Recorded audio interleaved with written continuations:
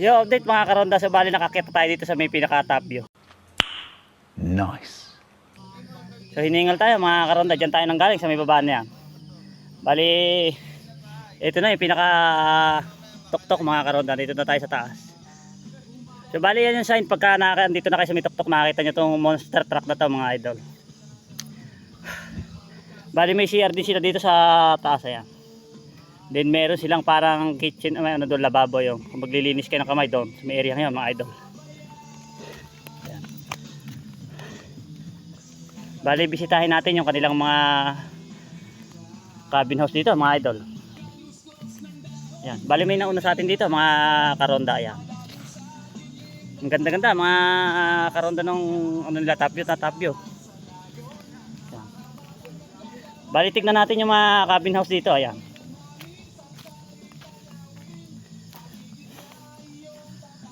Bali ito yung kanilang cabin house.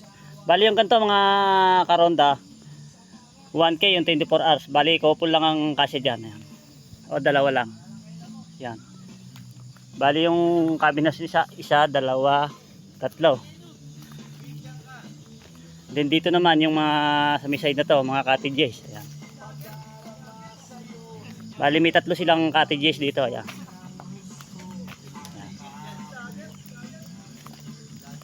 So 500 kada isang cottages na ganito. Yan. Bali ayan yung view nila, top view. Ayan. Bali punta tayo dito sa may area dito.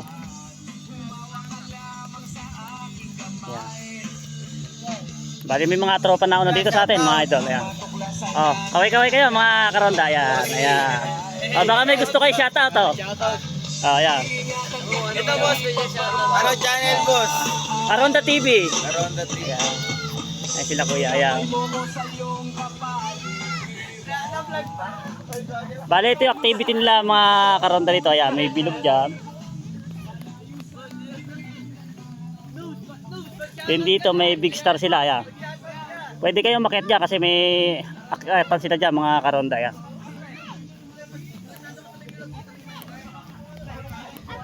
Then ayan si kuya nakaduyan. Ayan. Ayan.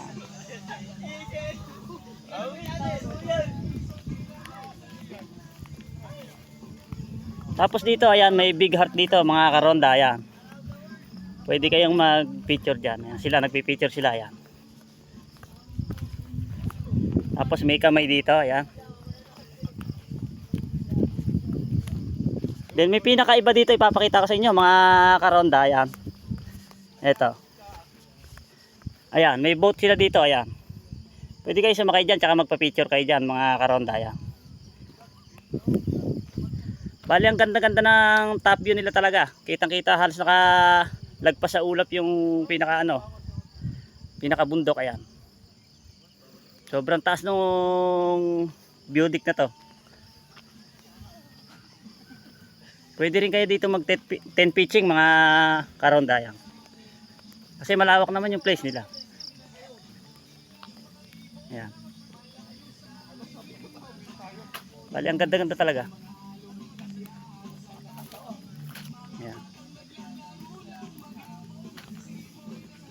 Then kung gusto nyo pinaka-top view mga karonda, akyat kayo doon sa may taas na yun. Doon talaga top view na yan.